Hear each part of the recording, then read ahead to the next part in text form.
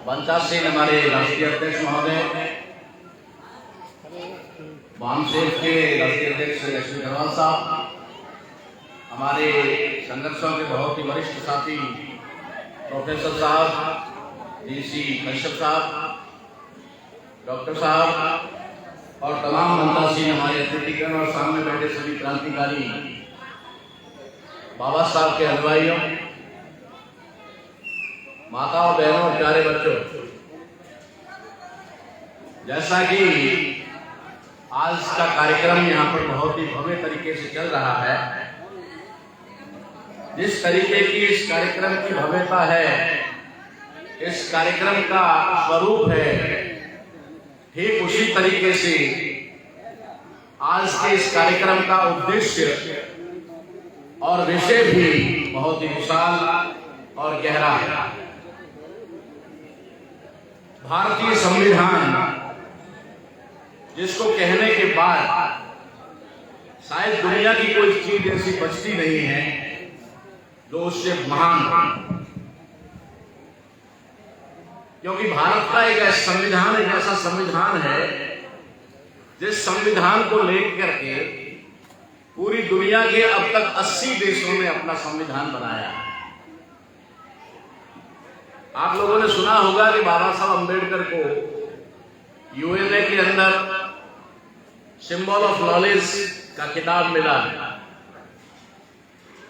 और उनके जन्मदिन को 14 अप्रैल को वर्ल्ड नॉलेज डे घोषित किया गया है। तो ये ऐसे ही तो हुआ नहीं है। दुनिया में बिरले ही महापुरुष होते हैं जिन लोगों को इस प्रकार की ख्याति प्राप्त होती है। तो उस महान पुरुष बाबा साहेब अम्बेडकर ने जो संविधान दिया, वो संविधान कम तो हो ही नहीं सकता, लेकिन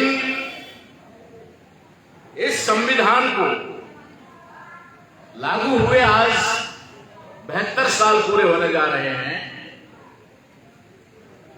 और इन 72 सालों में परिस्थिति ये निर्माण हुई है कि आज हम लोगों को बैनर लगाकर उसके अंदर सब्जेक्ट लिखना पड़ रहा है कि भारतीय संविधान जो हमारे अधिकारों की रक्षा करता है, उस संविधान की रक्षा करना जरूरी हो गया है। क्या समस्या आई, इस चीज को आज हम लोग इस मंच के माध्यम से समझने की कोशिश करें। प्रारंभ में आपको एक बात समझनी होगी कि बाबा साहब अम्बेडकर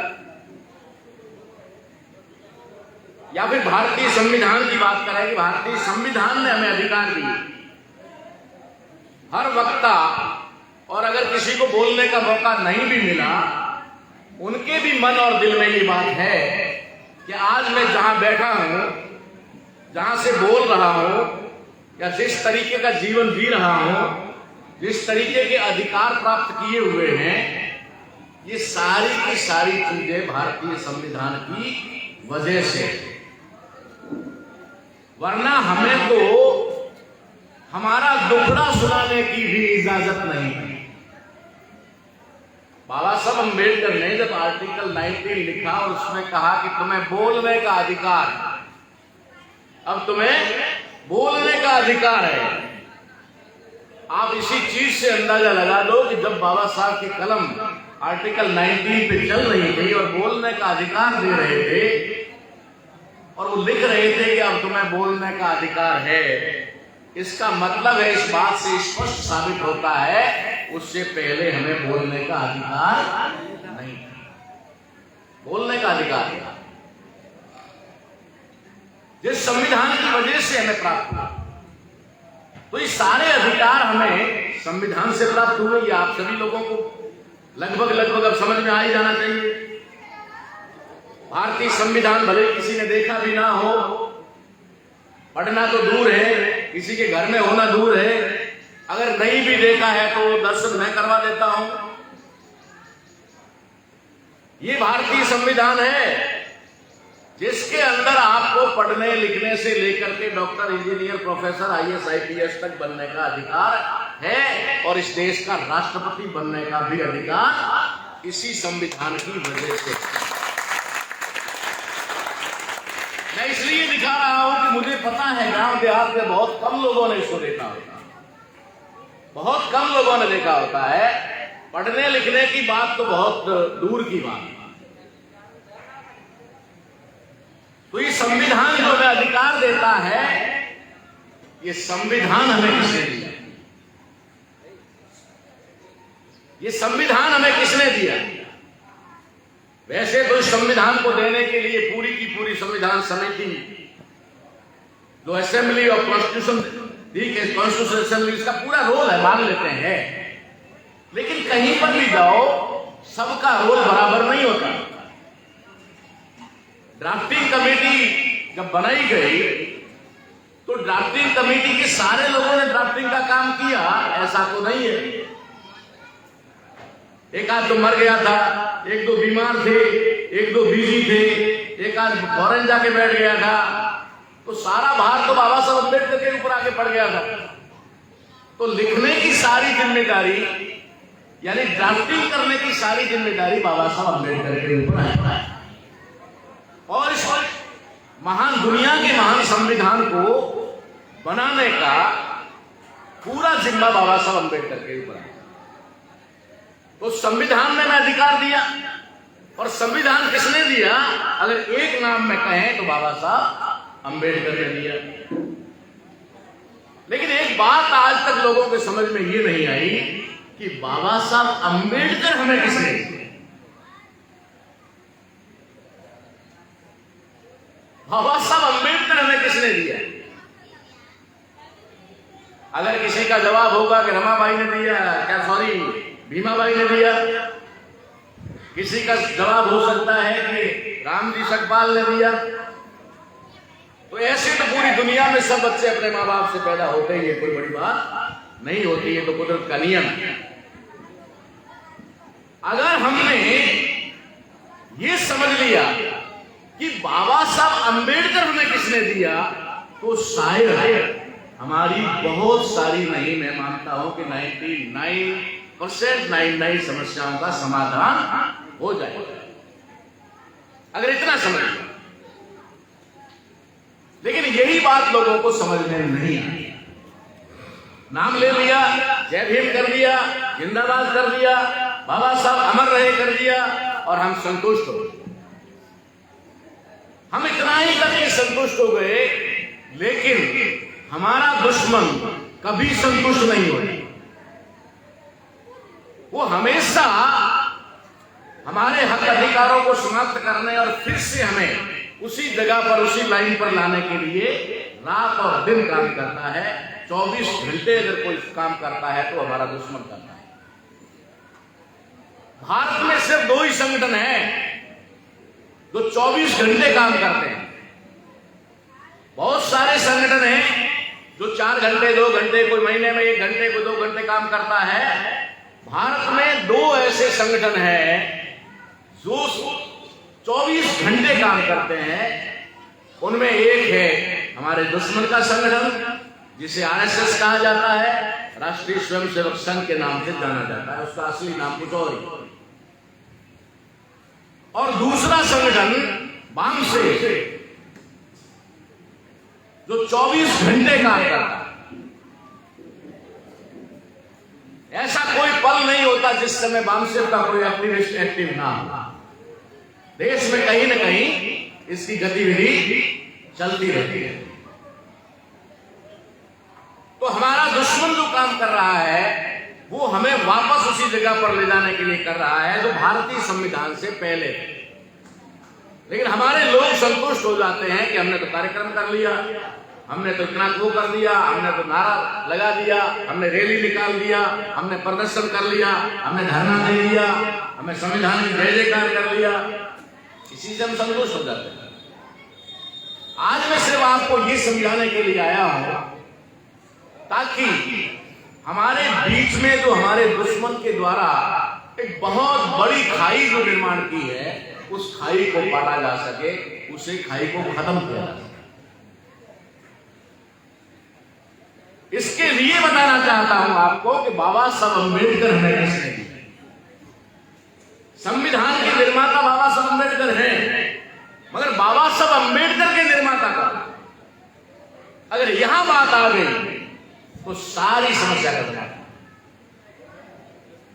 आज हम एक ऐसे महापुरुष के जन्मदिन के उपलक्ष्य में इस कार्यक्रम को आयोजित कर रहे हैं जिन्हें हम लोग पेरियार ईवी रामास्वामी नायकर के नाम से जानते हैं, और वे साउथ में हुए, तमिलनाडु में हुए, इसके बारे में भी बात की, मैं रिपीट नहीं करूंगा। और आज उनकी जयंती उत्तर भारत में मनाई जा रही है, जबकि मैं समझता हूं कि आज से 20-25 साल पहले यहां के पढ़े लिखे लोग और विद्वान और अम्बेडकर का, बाबा साहब अम्बेडकर का आंदोलन चलाने वाले लोग भी पेरियार रामास्वामी के बारे में पूरा नहीं जानते होते। जो ट्राइब्स लोग हैं वो बिरसा मुंडा के बारे में पूरा नहीं जानते। ये वामसेव संगठन है जिसकी वजह से यहां से महापुरुषों की कतार शुरू होती है और वहां तक पहुंचती है, फिर भी पूरी नहीं होती, पूरी नहीं है। ये वामसेव की वजह से। और वामसेव संगठन जो है इसका full form backward and minority community employees federation है।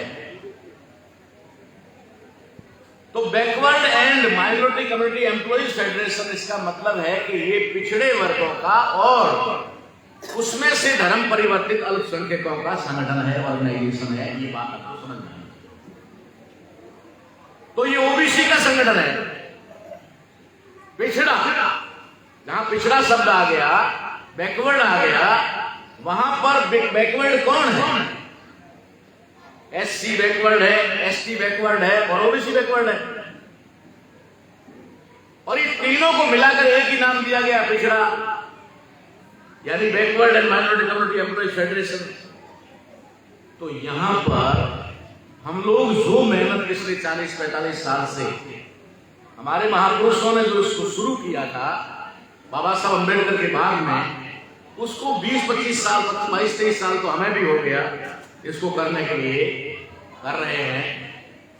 अब जाकर के ये रियल में वामसेव बनने की तरफ आगे बढ़ रहा है। जब मैं पहली बार था तो मैं एक राष्ट्रीय मंच को छोड़ करके या प्रदेश के मंच के ऊपर भी राज्य स्तर का प्रोग्राम जब हम लगाते थे, हमें बड़ी मेहनत करके एक आध किसी ओबीसी के भाई को लाकर मंच में बिठाना पड़ता था दिखाने के लिए, और राष्ट्रीय अधिवेशन में उनको टिकट दे के बुलाना पड़ता था।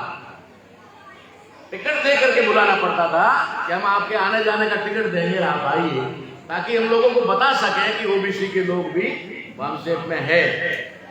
लेकिन आज उस जागृति का जो परिणाम आया है कि आज ओबीसी के लोग प्रोग्राम लगा करके हमें बुलाते हैं, और आज ये प्रोग्राम भी उसी का एक उदाहरण है। अभी मैं 13 तारीख को राजस्थान में एक प्रोग्राम में गया था, वहां आरक्षण की विसंगतियों को लेकर के एक विशाल आयोजन किया गया था। उस कार्यक्रम के अंदर ओबीसी के लोगों द्वारा वो आयोजित प्रोग्राम था और उसमें हमें भी बुलाया, बोलने का मौका भी दिया। वो तो बहुत कुछ समझना चाहते थे, लेकिन समय का अभाव था कि हम लोग नहीं इतना समझा पाए समय के अभाव में। तो हम लोग आते हैं अपनी जगह पर कि ये कैसे होगा समस्या का समाधान। इस बात को अगर हम समझेंगे तो बाबा साहब अम्बेडकर ने संविधान में क्या क्या किया, उन चीजों से अपने आप मामला पूरा क्लियर होता जाएगा। बाबा साहब अम्बेडकर के निर्माता यानी कि हमारे समाज को डॉक्टर भीमराव अंबेडकर देने वाले अगर कोई महापुरुष थे तो वे छत्रपति साहू जी महाराज और सयाजी गायकवाड़।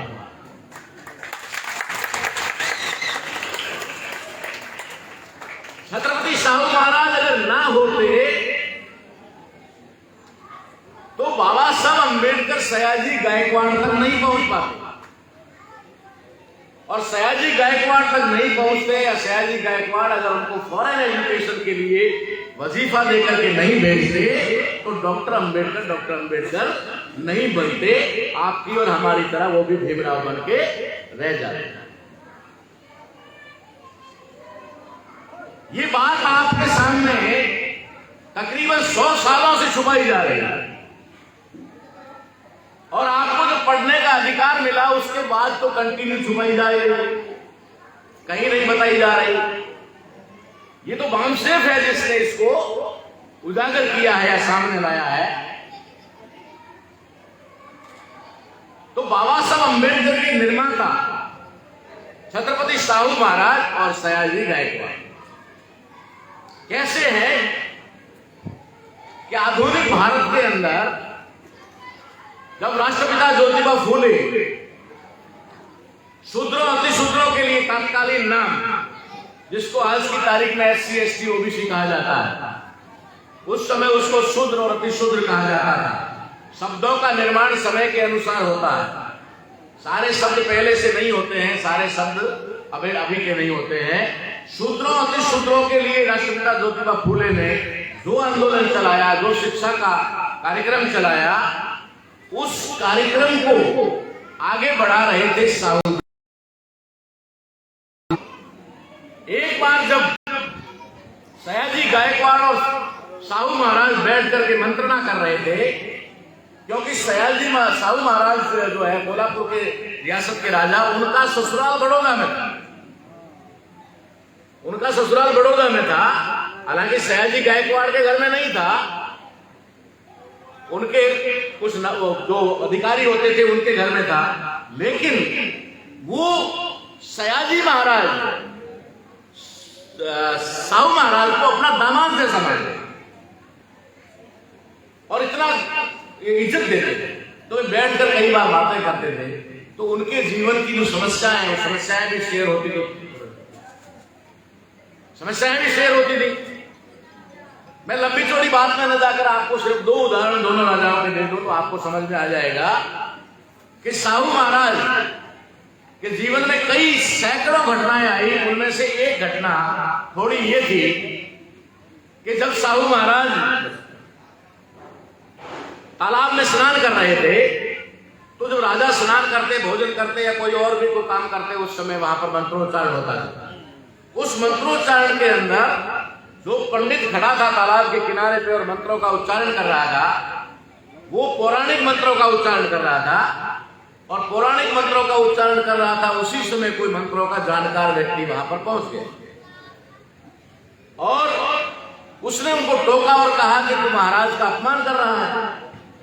या तुझे महाराज, जब राजा स्नान कर रहे होते तो वैदिक मंत्रों का उच्चारण करना चाहिए, लेकिन तू पौराणिक मंत्रों का उच्चारण कर रहा है। तो ये जब उनके बीच में बहस शुरू हुई तो वो भी महाराज भी किनारे की तरफ आ गए और बोले, भाई काहे की बहस हो रही, क्या क्या झगड़ा है? तो उस व्यक्ति ने कहा कि महाराज ये पंडित आपका अपमान कर रहा है, इसको वैदिक मंत्रों का उच्चारण करना चाहिए, जबकि ये पौराणिक मंत्रों का उच्चारण कर रहा है। और आप जब नहा रहे हैं तो ये मंत्रोच्चारण कर रहा है, उस समय नहाकर भी नहीं आया, बिना नहाया है, खुद नहाकर नहीं आया। सयाजी महाराज ने उससे पूछा, बताओ पंडित जी क्या बात है? तो थोड़ा करने लगा ऐसे, फिर तो राजा थे, थोड़ा दबाव बनाया, बता सच तक बात क्या है? तो वो कहता है कि महाराज आप राजा हैं लेकिन आप क्षत्रिय नहीं हैं। हमारे धर्म के अनुसार आप क्षत्रिय नहीं हैं, आप शूद्र हैं। क्योंकि सयाजी महाराज, साहू महाराज जो है वो कुर्मी जाति के थे,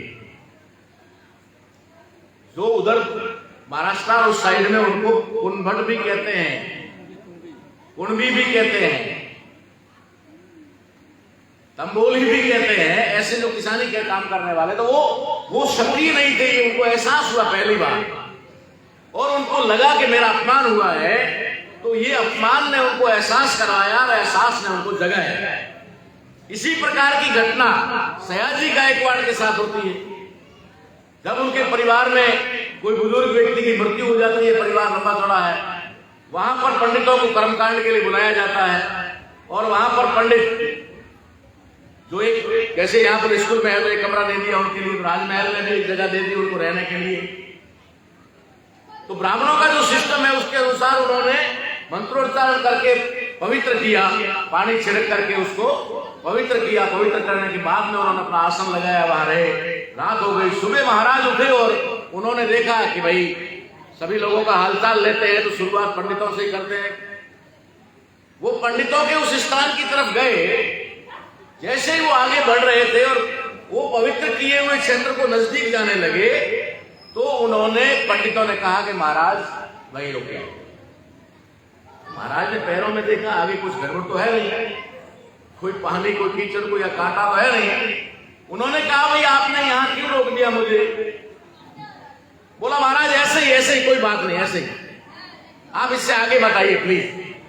महाराज बोल रहे हैं कि यार मेरा महल है, मैं इससे आगे नहीं हूं, क्या मतलब है? जब महाराज उसको भी दबाव बनाकर पूछते हैं तो वो कहते हैं कि महाराज क्षमा कीजिए, आप राजा हैं लेकिन आप क्षत्रिय नहीं हैं, आप शूद्र हैं। और हमने जो एरिया पवित्र किया है मंत्रोच्चारण और पानी छिड़क के, इसमें अगर आपका प्रवेश हो जाएगा तो ये पुनः अपवित्र हो जाएगा, और अगर ये पुनः अपवित्र हो गया तो हमें फिर इसको पवित्र करने की मेहनत करनी पड़ेगी। इसलिए आप वहीं रुकिए, आगे बताइए। सयाजी गायकवाड़ ने सोचा महल मेरा, रात को जो खाया था वो अनाज मेरा, जो सामान दिया था वो मेरा, सामान में सब्जी में डालने के लिए नमक दिया था वो मेरा, और मेरा ही राजमहल मेरे जाने से अपवित्र हो रहा है। उनको बड़ा झटका लगा, ऐसे कई झटके लगे। उसकी वजह से वो परेशान और सोच रहे थे कि देश में इन लोगों के खिलाफ क्रांति कैसे आए। इस देश के अंदर सभी वर्गों में राजा हुआ करते थे, सभी वर्गों में, सभी जातियों में, लगभग जातियां बन चुकी थी उस समय, तो जातियों और वर्गों में राजा थे, जिसमें हम लोग यह कह सकते हैं कि सुहेल देव राजा थे, ठीक है ना। तो हर जो उन्होंने जातियां बनाई, वर्ग बनाए, जिसको नाम दिया, उसमें सब में राजा हुए। सयाजी महाराज जो बड़ौदा रियासत के राजा थे, वे उधर गुजरात के अंदर भरवाड़ कहते हैं, आपके इधर शायद पाल या गडरिया कहते होंगे, धनगर कहते होंगे। जो पशुपालन का काम करने वाली जातियां हैं वो गुजरात में भरवाड़ जाति, उस भरवाड़ जाति के थे, इसलिए वो शूद्र थे।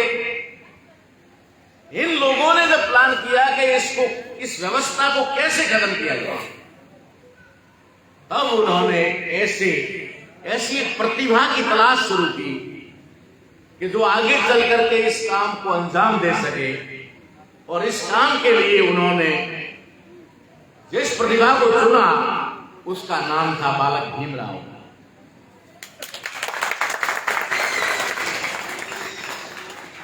साहू महाराज उनके बारे में जानते थे, इसलिए साहू महाराज ने सयाजी महाराज से कहा कि एक बालक मेरी नजर में है कि अगर उसको हम लोग तैयार कर देते हैं, उसको हम लोग हायर एजुकेशन और उसके बाद फॉरेन एजुकेशन मिला करके तैयार करते हैं तो वो इस समस्या को जड़ से खत्म कर सकता है। ऐसा सोच करके साहू महाराज ने सयाजी गायकवाड़ को सिफारिश की कि आप इस बालक को फॉरेन एजुकेशन के लिए भेजो। आप लोगों को ये कहानी क्यों सुना रहा हूं?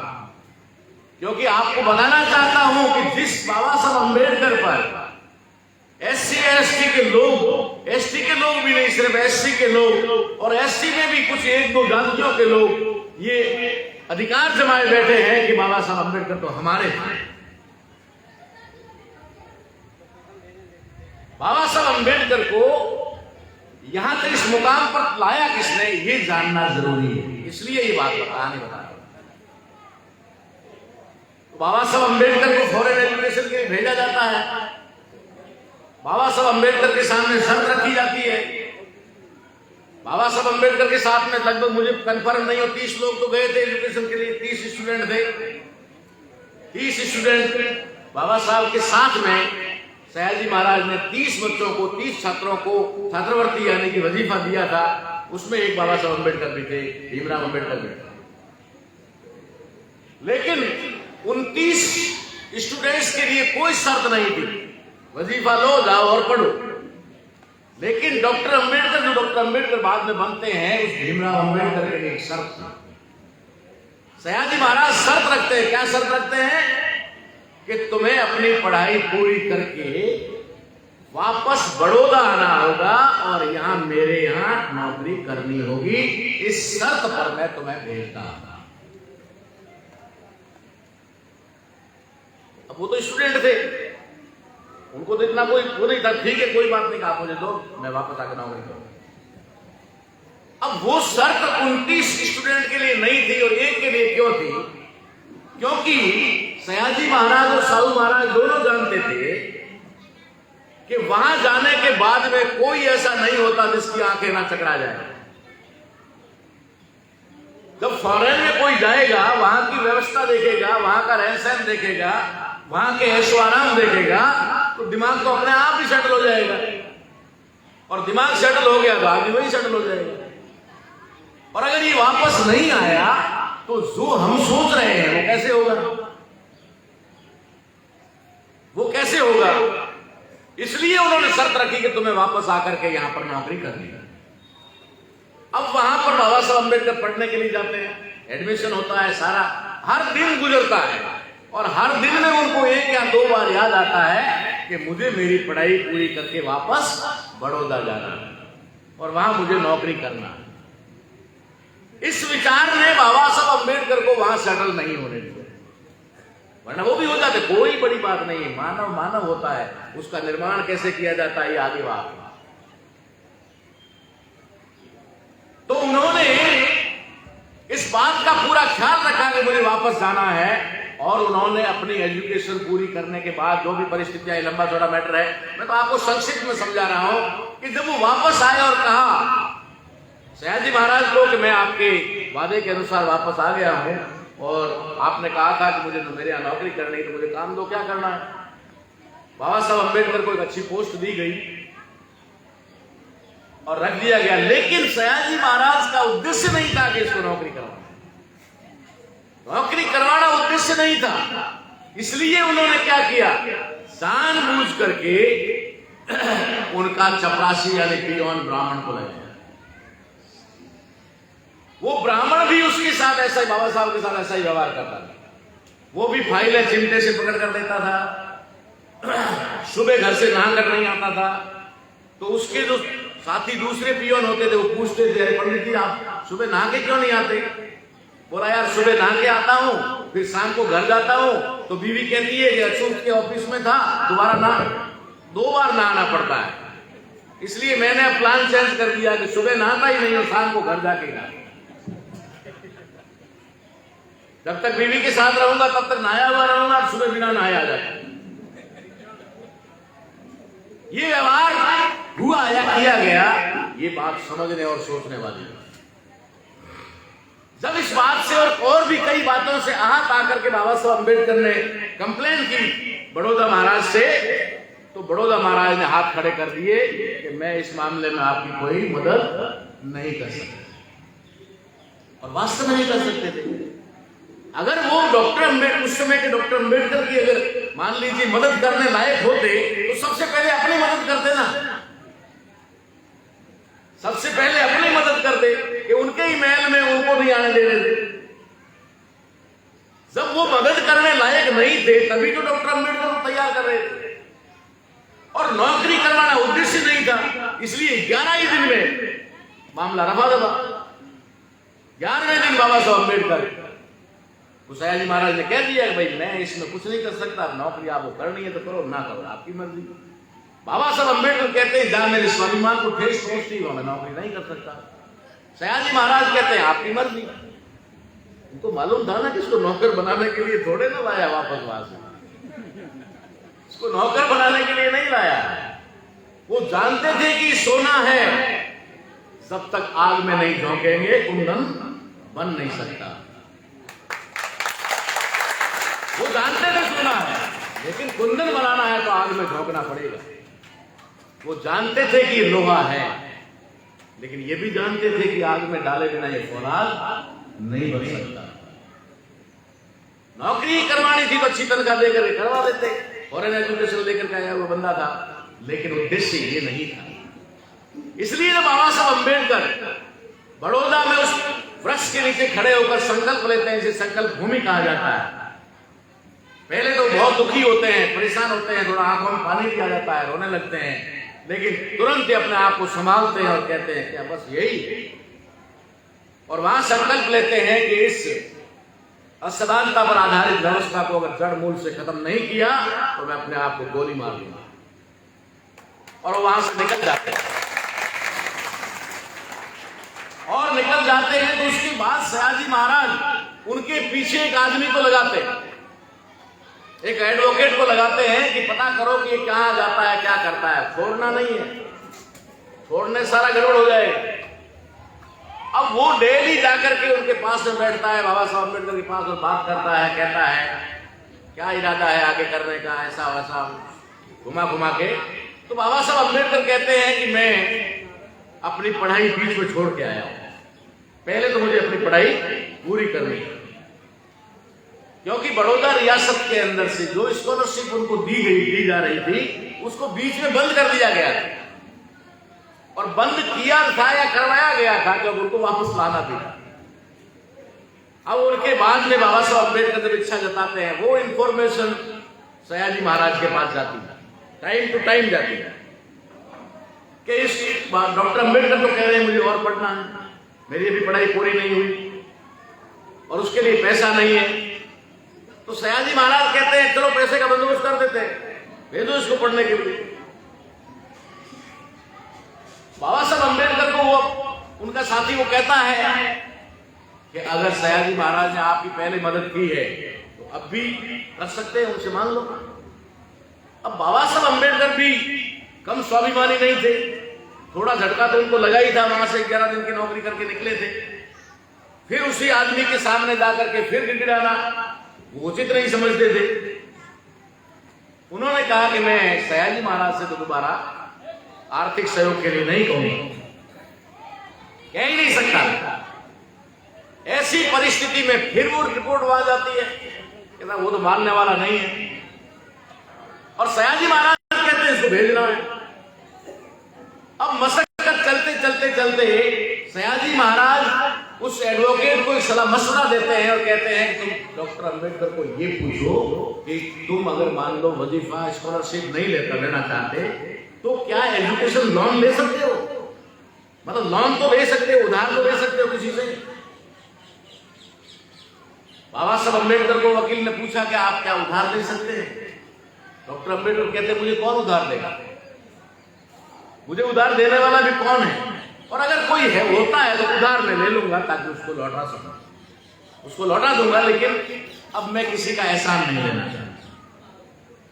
अब साहब उस समय डॉक्टर अम्बेडकर जैसे उस समय के व्यक्ति को जो अछूतों की गिनती में आने वाला है, कौन लोन देने को होगा तैयार। उस वकील ने कहा कि डॉक्टर अम्बेडकर अगर मैं तुम्हारे लिए पैसे का बंदोबस्त करूं तो क्या तुम वापस तो लौटा दोगे। तो बाबा साहब कहते हैं कि मैं तो वापस लौटा दूंगा, ये तो मैं गारंटी दे रहा हूं, लेकिन तू कहां से करेगा इसकी तो गारंटी दे, तू भी तो मेरे जैसा ही भगड़ है, दोनों आधी आधी चाय पी के उठते हैं। तब वो कहता है कि ये तो मैं करवा दूंगा, कहीं से भी करवाऊं, लेकिन तुम तैयार हो। बाबा साहब अम्बेडकर को उस समय सयाजी महाराज के द्वारा 5,000 रुपए का आर्थिक सहयोग भेजा जाता है उस वकील के माध्यम से।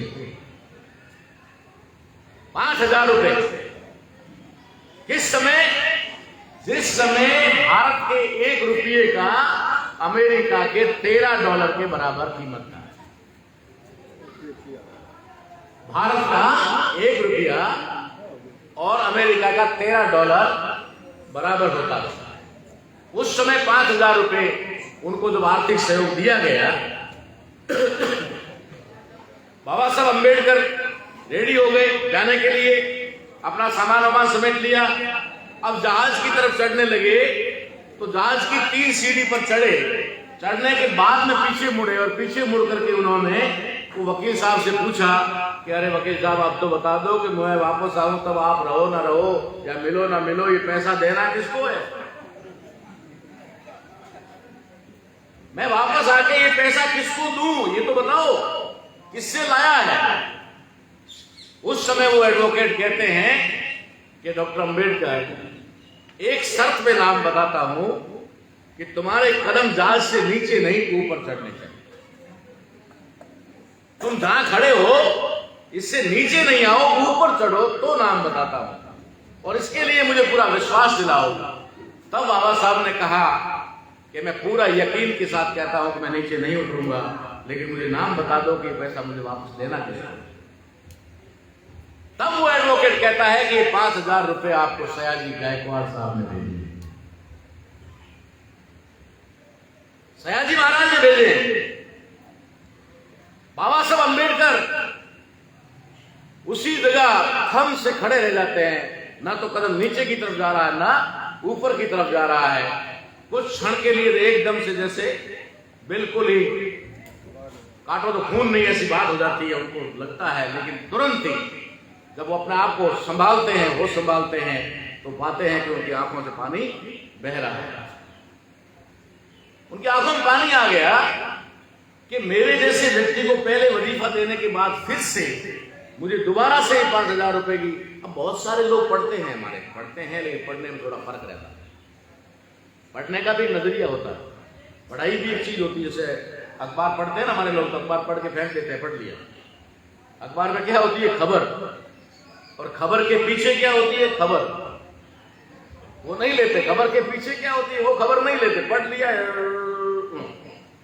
पूरा, वैसे ही पढ़ते हैं हमारे। बहुत सारे लोगों को देखा होगा ना आपने, संविधान के बारे में बहुत बातें कर लेते हैं, संविधान के बारे में इतना बातें कर लेते हैं, लेकिन जब बात करते हैं तो हिंदुस्तान, संविधान के 395 वाले आर्टिकल पे बात कर लेंगे, 372 वाले पे कर लेंगे, 340 वाले पे कर लेंगे, पहले का पता ही नहीं। आर्टिकल प्रथम, पहले आर्टिकल का पता ही नहीं, अनुच्छेद 1 का पता ही नहीं है। India that is Bharat, not Hindustan. लेकिन बोलते हैं क्योंकि जुबान पे चढ़ गया, और उन्होंने 70 सालों में चढ़ाया। भाषण दो, उसके बाद जय हिंद। अभी भी बहुत सारे लोगों को सुनता हूं जब भाषण देकर के उतरते हैं, जय हिंद जय भारत। एक बोलना यार, जय हिंद भी है, जय भारत भी है। ये जानकारी के अभाव की बात बता रहा। हम लोग गंभीरता से नहीं लेते, पढ़ते नहीं। बाबा साहब अंबेडकर के बारे में जब ये बात हमने लोगों को बताई, तो लोगों ने मुझे कहा कि ये बात आपने कहां से लाई? बामसेव के बैनर के ऊपर तो सयाजी महाराज की तस्वीर तक नहीं लगाई जाती थी, क्योंकि सयाजी महाराज ने बाबा साहब अंबेडकर को विपरीत परिस्थितियों में साथ नहीं दिया। इसलिए सयाजी महाराज की तस्वीर बामसेव ने अपने बैनरों पर लगभग समझ लीजिए कि 2009 तक नहीं लगाई।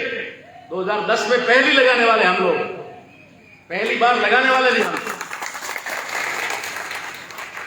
तो ये जानकारी हम आपको कहां से मिली? हमें पूछते हैं लोग। उसी घर में जब बैठा हूं और मुझसे पूछ रहे हैं कि आप ये जानकारी दे रहे हो, जानकारी आपने लाई कहां से? उसी की अलमारी के अंदर बाबा साहब के 22-23 वॉल्यूम रखे हुए, और इतने बढ़िया सजा के रखे हुए हैं कि शायद लाए थे उस दिन रखे थे, उसके बाद में उनको दोबारा हाथ भी नहीं लगाया, सिर्फ दिखाने के लिए रख दिया था कि देखो मेरे घर में बाबा साहब के सारे वॉल्यूम। पढ़ते नहीं। मैंने कहा बाबा साहब अंबेडकर के वॉल्यूम में ही बाबा साहब अंबेडकर को के हाथों से लिखा हुआ लेटर है, राइटिंग एंड स्पीच जो बाबा साहब के वॉल्यूम है, उसके अंदर उनके हाथों से लिखा हुआ लेटर है सयाजी महाराज को।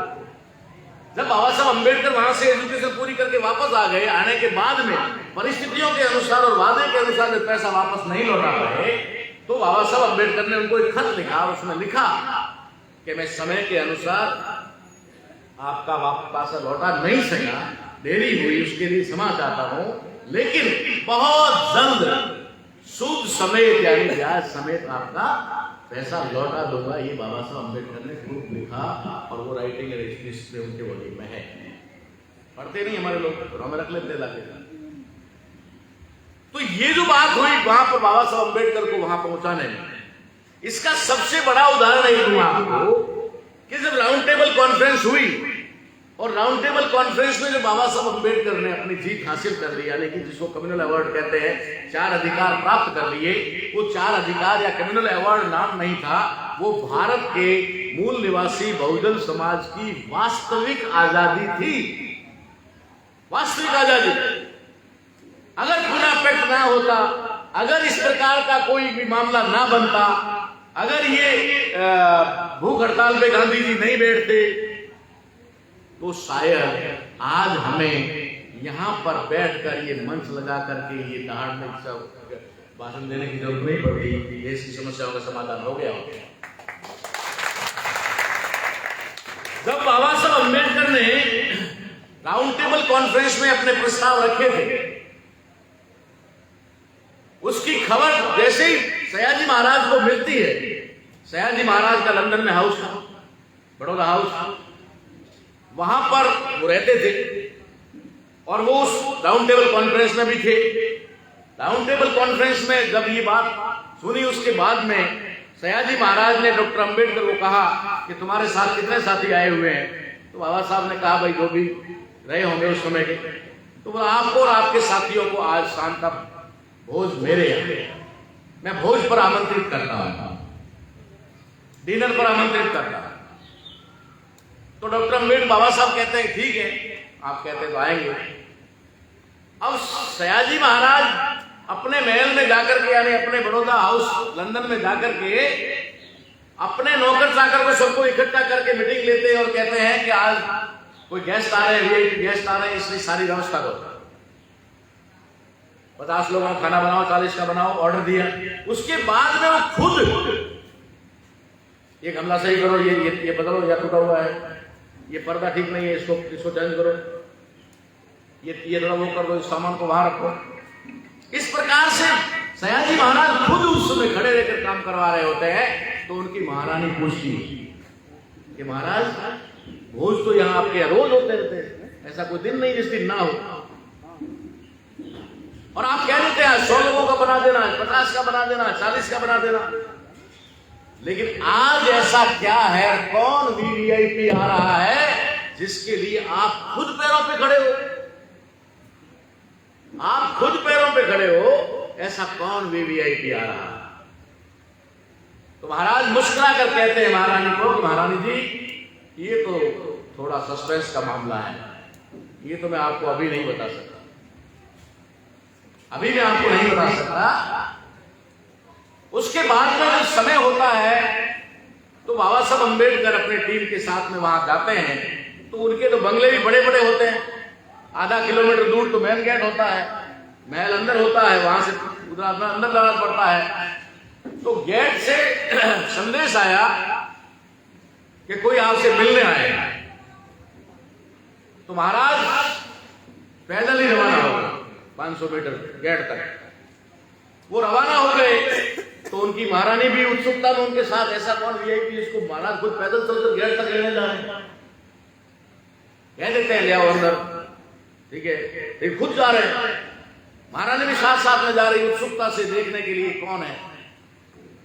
जब वो गेट पर जाते हैं तो गेट पर जाने के बाद में महारानी कहती है कि अरे महाराज ये तो अपना भीमराव है, ये तो अपना भीमराव है। तो महाराज कहते हैं यही हमारा वीवीआईपी है आज का। बोला ये वीवीआईपी? बोला हाँ ये है वीवीआईपी, और इसी के लिए भोज रखा हुआ। डॉक्टर अम्बेडकर वेलकम करके वो ले जाते हैं, और जब डाइनिंग हॉल में जाते हैं, भोज शुरू होता है, उससे पहले थोड़ी मीटिंग होती है, बातचीत होती है, चर्चा होती है। उस समय उनके और भी बहुत सारे गेस्ट बुलाए हुए होते हैं। तो जो सारे गेस्ट वहां पर थे, उनके सामने सयाजी महाराज बाबा साहब अम्बेडकर के कंधे पर हाथ रख करके क्या कहते हैं अपने अतिथियों को? वो कहते हैं कि डॉक्टर अम्बेडकर है जिसने भारत में जो काम 33 करोड़ देवी देवता नहीं कर पाए, जो अल्लाह रब या खुदा या भगवान ईश्वर कोई नहीं कर पाया, वो काम इस डॉक्टर अंबेडकर ने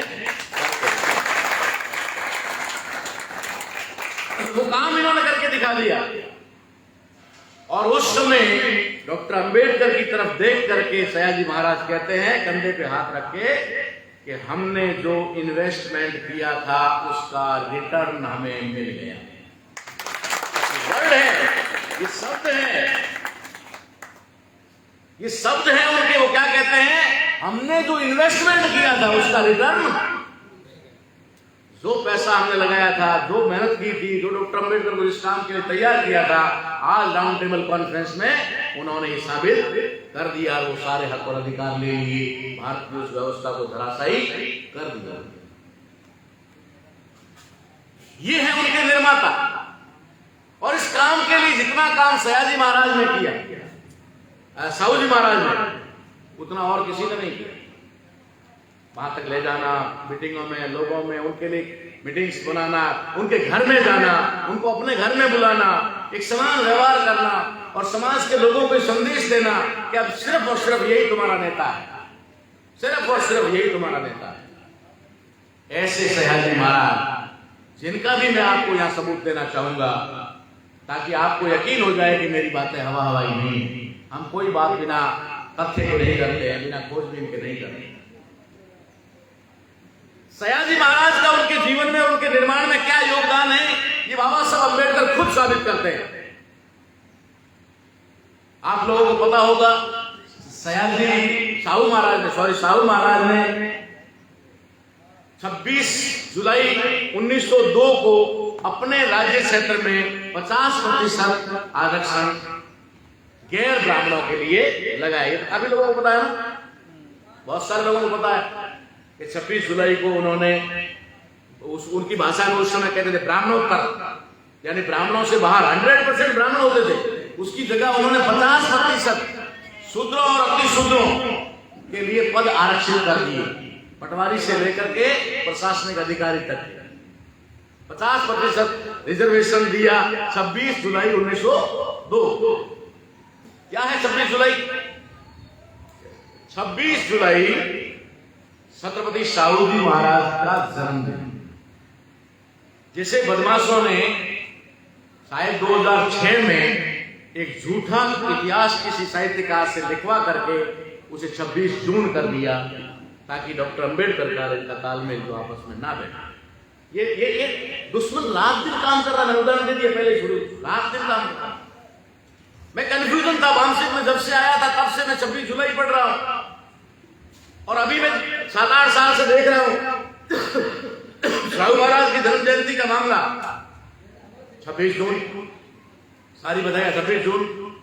मैं रुकता नहीं, मैं उसकी जब तक जड़ तक नहीं पहुंचता हूं तब तक रुकता नहीं। मैंने छानबीन की, छानबीन करके पता लगा है कि 2006 में महाराष्ट्र के एक इतिहासकार को, जिसको कई बार सरकार ने अवार्ड दिए, उसके आधार पर एक झूठी कहानी लिखवा करके और उनको जो है 26 जून किया गया, जबकि वो 26 जुलाई। कहां है?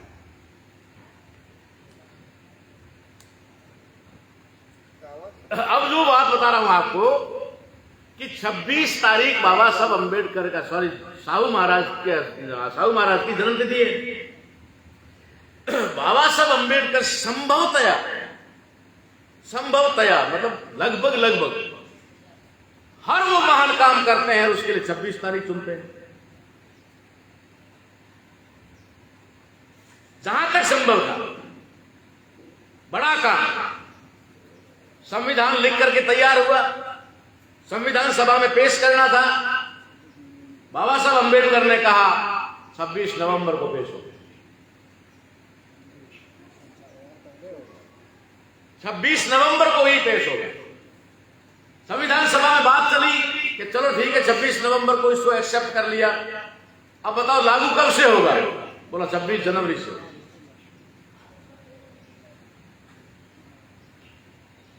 और भारतीय ध्वज की बात आई, राष्ट्रीय ध्वज जो हमारा, जिसको ये लोग बदमाश लोग तिरंगा कहते हैं, इस ध्वज की बात आई, तो ये ध्वज 22 जुलाई 1947 को तैयार हो गया।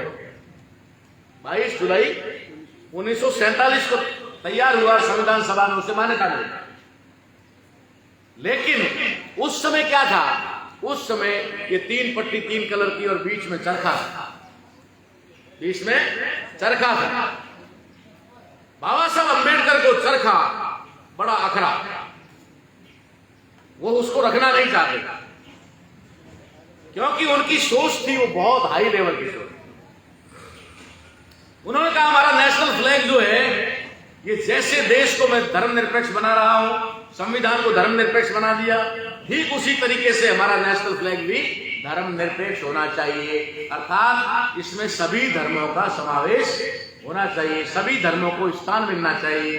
बाबा साहब अंबेडकर ने 26 जुलाई 1948 को इस ध्वज को अंतिम रूप देते हुए चरखे को निकाल के बाहर फेंका और धम्म चक्र को स्थापित किया। ये तारीख थी 26 जुलाई, ये तारीख थी 26 जुलाई। बाबा साहब अंबेडकर ने अपने जीवन में, जैसा कि हम कहते हैं कि उन्होंने 3 लोगों को अपना धर्म गुरु माना, सॉरी सामाजिक गुरु माना, जिसके अंदर तथागत गौतम बुद्ध है, भगवान बुद्ध है, दूसरे साहिब कबीर हैं, और तीसरे राष्ट्रपिता ज्योतिबा फूले हैं। लेकिन ये तीनों ही लोग बाबा साहब अंबेडकर के जीवन में नहीं है। लास्ट वाले राष्ट्रपिता ज्योतिबा फूले जो है, वे राष्ट्रपिता ज्योतिबा फूले भी, यानी कि राष्ट्रपिता फूले की परिनिर्वाण के बाद बाबा साहब का जन्म होता है। वो 90 में एक्सपायर होते हैं, डॉक्टर अंबेडकर का 91 में जन्म होता है, यानी वो अपने जीवन का कोई हिस्सा नहीं रहे। जो बाबा साहब अंबेडकर के जीवन में नहीं है, उनको उन्होंने गुरु माना, और जो बाबा साहब अंबेडकर के जीवन में रहे, उनको बाबा साहब अंबेडकर ने अपना आदर्श माना। और वो आदर्श पुरुष बाबा साहब अंबेडकर के लिए कोई आदर्श पुरुष था तो साहू महाराज थे। इसलिए उन्होंने हर कोई न कोई बड़ा कदम उठाया तो उनके जन्मदिन को समर्पित किया। एक भी 14 अप्रैल को समर्पित नहीं किया बाबा साहब अंबेडकर ने। बाबा साहब अंबेडकर ने कोई कार्य 14 अप्रैल को नहीं किया, या ये नहीं साबित किया कि मैं 14 अप्रैल को साल शुरू कर देता हूं।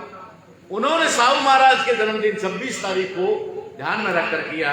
तो ये बात मैंने आपको सिर्फ इसलिए बताई कि यहाँ पर बाबा साहब अंबेडकर जो संविधान के निर्माता हैं, उन बाबा साहब अंबेडकर के निर्माता, जिसको आज कॉन्स्टिट्यूशनल जो आइडेंटिफाई है उसके आधार पर अदर बैकवर्ड क्लास कहा जाता है, उस समय उनको शूद्र अति शूद्र कहा जाता था। यही शूद्र और अति शूद्र बाबा साहब अंबेडकर के निर्माता है। मगर ये जानकारी न तो बाबा साहब अंबेडकर के अनुयायियों को पता है, न एससी और एसटी के लोगों को मालूम है, और न ओबीसी के लोगों को मालूम है। अब इस चीज को थोड़ा और ज्यादा प्रूव कर लेते हैं, ताकि जो भावना ओबीसी के लोगों के अंदर डॉक्टर अंबेडकर के बारे में, बाबा साहब के बारे में जो भ्रांतियां फैलाई गई है, पैदा की गई है, डाली गई है, वो थोड़ी दूर हो जाए। बाबा साहब अंबेडकर जानते थे कि मेरे निर्माता कौन है, और लास्ट में तो बाबा साहब ये भी समझ गए थे कि मेरा निर्माण ही क्यों हुआ, मुझे यहां तक लाया ही क्यों गया, मुझे किस उद्देश्य के लिए इन दो महान पुरुषों ने मेरे पीछे अपना जीवन लगा दिया। वो जानते भी थे और उनको ज्ञान भी हो गया था। इसलिए बाबा साहब अंबेडकर ने जिस तरीके की हम बात करते हैं कि बाबा, अगर ओबीसी जिसको आज बैकवर्ड कहा जाता है, जिसको बैकवर्ड कहा जाता है, ये कास्ट में कन्वर्ट किया गया, ये कास्ट नहीं है, ये क्लास है। बाबा साहब अंबेडकर ने जो बनाया वो क्लास है। अदर बैकवर्ड क्लास, जिसको हिंदी में कहते हैं पिछड़ा वर्ग, अन्य पिछड़ा वर्ग। लेकिन आज हमारे दुश्मनों ने उसको कास्टिज्म को और महत्व देने के लिए उन्होंने इसको कह दिया अदर बैकवर्ड कास्ट, यानी अन्य पिछड़ी जाति। ये भी एक षड्यंत्र है, इसको भी समझना पड़ेगा। तो अदर बैकवर्ड क्लास कह दो या कास्ट में बदला हुआ नाम है, हम कहते हैं अदर बैकवर्ड क्लास। इस वर्ग के पिता, इस वर्ग के पिता, पिता किसको कहते हैं? जन्मदाता को ना। तो इस वर्ग के जन्मदाता कौन है? बाबा साहब अंबेडकर है। भारत में पहली बार बाबा साहब अंबेडकर ने जब संविधान लिख रहे थे तो आर्टिकल 340 के तहत जब उन्होंने लिखना शुरू किया तो उनको 340 में किसी अन्य पिछड़ा वर्ग को, यानी शेड्यूल्ड कास्ट और शेड्यूल्ड ट्राइब जो पहले से शेड्यूल्ड हो गई थी, जिनकी अनुसूचियां बन चुकी थी, लिस्टेड हो गई थी, उसके अलावा भी बाबा साहब जानते थे कि एक समाज का बहुत बड़ा वर्ग है, तबका है, जो अधिकार वंचित ही नहीं है, उसका शोषण एससी और एसटी से भी ज्यादा होता है। क्योंकि एससी और एसटी तो अनटचेबल हो, जो पास में रहता है उसका शोषण ज्यादा होता है, उससे बेगार निकलवाई जाती है, उससे काम करवाया जाता है, उससे मेहनत करवाई जाती है, उसका अनाज लूटा जाता है, उसके पशुओं को लूटा जाता है, उसकी बहन बेटियों को लूटा जाता है। जो नजदीक है उसका ना, जो अनटचेबल है, गांव से बाहर है, वो तो मुझाएगा ही नहीं। बाबा साहब जानते थे इस वर्ग के बारे में, इसलिए बाबा साहब अम्बेडकर ने इस वर्ग के लिए एक नाम बनाया और उसको नाम दिया पिछड़ा वर्ग। अब अधिकार देने की बात आई, अधिकार हमारे लोग रिजर्वेशन के पूरे इस पुलिंदे को आरक्षण नाम देते हैं, बस और कुछ नहीं देते, सिर्फ आरक्षण। संविधान ने हमें क्या दिया? आरक्षण। आरक्षण से क्या हुआ? पेट का बंदोबस्त, रोजी रोटी का बंदोबस्त, ये हुआ। लेकिन अगर ये बात कहें कि ये अवसर है, अपॉर्चुनिटी है, ये प्रतिनिधित्व का मामला है, ये रिप्रेजेंटेशन का मामला है, जिसे राष्ट्रपिता ज्योतिबा फूले ने पहली बार हंटर कमीशन के सामने रखा था कि इस देश के अंदर कानून बनाने वाली समितियों के अंदर हमारी प्रतिभागिता नहीं है, हमारा कोई भी प्रतिनिधि नहीं है, इसकी वजह से एक वर्ग विशेष यानी ब्राह्मण अकेले ही निर्णय लेते हैं, चाहे क्षत्रियों के भविष्य का निर्णय लेना हो, चाहे वैश्यों के भविष्य का निर्णय लेना हो, चाहे वो वर्ण व्यवस्था में शूद्रों का या अतिशूद्रों का कोई निर्णय लेना हो उनके जीवन का, तो सिर्फ ब्राह्मण लेते हैं।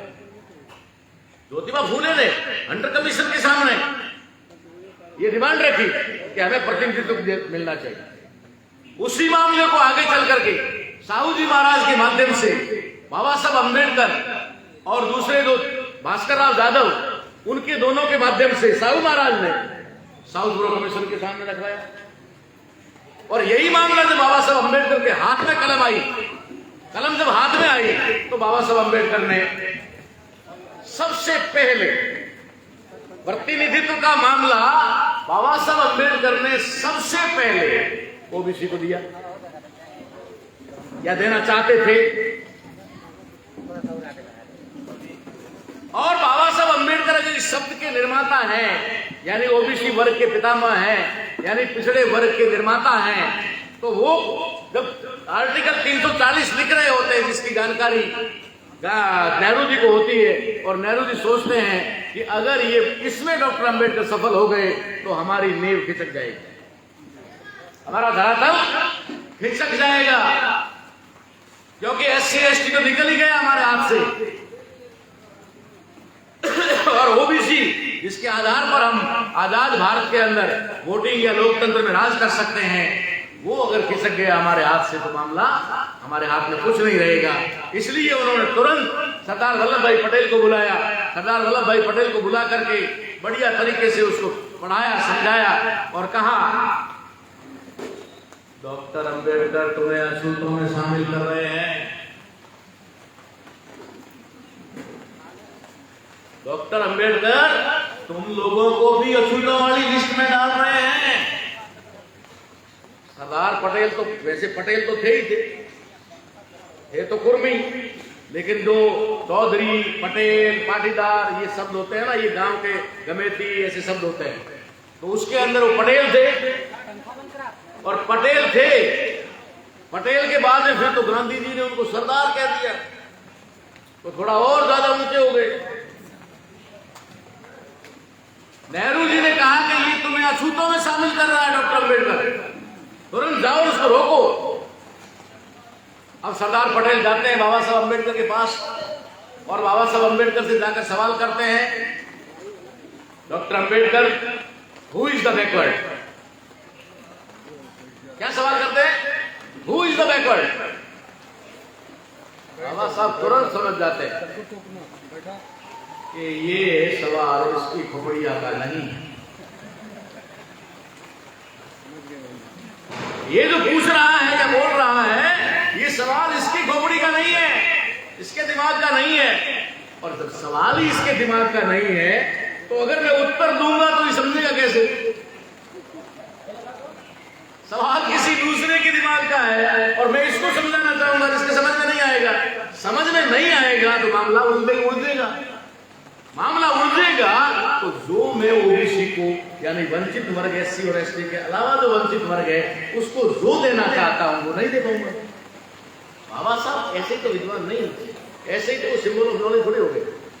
हमको तो नहीं कहता कोई आपको और हमको, कोई क्यों कहते हैं? कुछ तो था तब कहते हैं सिंबल ऑफ नॉलेज।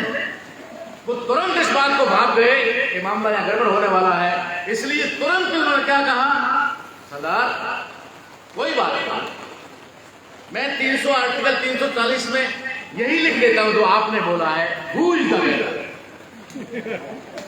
अब आपने बोला वो गलत नहीं है ना, मैं जो बोल रहा था वो गलत था।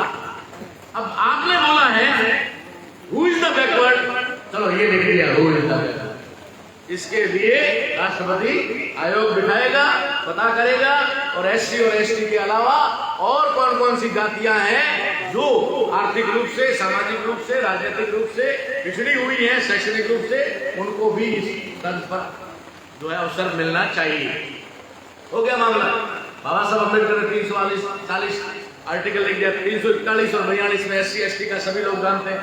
बाबा साहब अम्बेडकर ने आर्टिकल 341 और 342 से पहले 340 ओबीसी के लिए बाबा साहब चाहते तो पहले एससी को दे देते, फिर एसटी को भी दे देते, उसके बाद वाले ने 42 में रख लेते। देखते हैं, कोशिश करते हैं, इनको भी मिल जाए तो ठीक है, ना मिले तो कोई बात नहीं। लेकिन वो कहते नहीं, पहले इनको दिलाऊंगा उसके बाद में। बाबा साहब अम्बेडकर ने ओबीसी का ख्याल क्यों रखा बताओ कोई? क्योंकि वो जानते थे कि मेरे निर्माता ओबीसी है। आज का ओबीसी, उस समय के शूद्र, वो जानते थे कि मेरे निर्माता वो हैं, मुझे इस मुकाम तक लाने वाले और ये कलम थामने और संविधान लिखने का अवसर देने वाले। इसलिए बाबा साहब अम्बेडकर ने ओबीसी का पहले ख्याल रखा। मुझे लगता है कि ये मैंने सिर्फ 3 ही सबूत दिए, साहू जी महाराज का, सयाजी महाराज का और बाबा साहब अम्बेडकर खुद का। ऐसे एक नहीं, 2 नहीं, सैकड़ों उदाहरण हैं, सैकड़ों। बाबा साहब अम्बेडकर के जीवन में, साहू महाराज के जीवन में, सयाजी महाराज के जीवन में, जो इन चीजों को साबित करती है कि एससी एसटी ओबीसी तीनों ने मिलकर वो लड़ाई लड़ी थी। यानी बाबा साहब अम्बेडकर का निर्माण ओबीसी ने किया था और बाबा साहब अम्बेडकर ने ओबीसी का कल्याण किया। जब अवसर मिला तो मैंने ओबीसी का कल्याण कर दिया, लेकिन ओबीसी को पता तक नहीं चलने, ओबीसी को कानों में भनक तक नहीं लगने दी। कब तक नहीं लगने दी? 92 तक, 42 साल तक लटकाए रखा मामले को। कभी काका कालेलकर की रिपोर्ट को कचरे में डाल करके, कभी बीपी मंडल साहब की रिपोर्ट को दबा करके 10 साल तक, जो 1980 में तैयार हो चुकी थी, उसको 92 में जाकर के लागू करते हैं, लागू भी करते हैं तो वो मंशा उनकी नहीं होती है और उसके बाद में 27% लागू करते हैं। आज हम एक महापुरुष के बारे में बातें कर रहे हैं, पेरियार रामास्वामी के बारे में। दिखने में आपको दिख रहा होगा कि बिल्कुल ही एकदम अनपढ़ जैसे लग रहे होंगे, बिल्कुल अपने गांव में बूढ़े बुजुर्ग होते वैसे। इस देश का सुप्रीम कोर्ट कहता है कि आरक्षण 50% से ज्यादा नहीं हो सकता। इसलिए आरक्षण कितना है? 49.5, 22.5 SC/ST का और 27 OBC का मिलाकर कितना है? 49.5। 50 नहीं हो सकता और 50 से ज्यादा तो हो ही नहीं सकता। तो तुम्हारे बाप ने लिया ना 70%। तमिलनाडु बाहर है क्या? भारत के सुप्रीम कोर्ट के अधीन नहीं आता क्या? तमिलनाडु ले लिया। तमिलनाडु अलग देश है क्या? ना भारत का संविधान है, भारत की सुप्रीम कोर्ट है, भारत की पार्लियामेंट लागू नहीं होती क्या? ठोक के लिया 70% लिया, आज भी लागू है।